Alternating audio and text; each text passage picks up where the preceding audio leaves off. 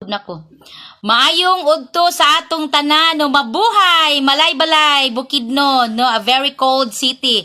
So niining kaudtuhon ato ang hisgutan is all about unspoken expectation. Unsa ning unspoken expectation? Kani ba usay dako pud ni nga makahatag og kana ganing disappointment no sa matag usa no, sa matag diayon kay example no, maghatag og example sa inyo direct to the point. Example imong asawa kanang naanad ka nga birthdayhan ka, naanad ka nga during na special occasions, ana ba sa inyong family nagdako ka ni ana unya nakabanakag partner nga wala in town ka experience og bongga nga birthday. So ning ana, so pagkaminyo na ninyong duha, siya is dili kaayo kana ganing dako, dili kaayo kabug-aton niya nga muhanda during birthdays or na may anniversaries. Then another thing is kanang gitawag og body language. Unsa nang basawa no, grabe na nimo pangandam, grabe na nimo ligo, pahumot kay kanang grabe ang imong fertile period, kuha na gid kay ganahan na gid ka kaayo sa pakig-sex sa imong partner unya kanang ang imong bana kay mura pug tanga-tanga pud tanji pug kaayo. So ang iyang huna-huna is wala lang, bisan naglabay-labay ka sa iya ha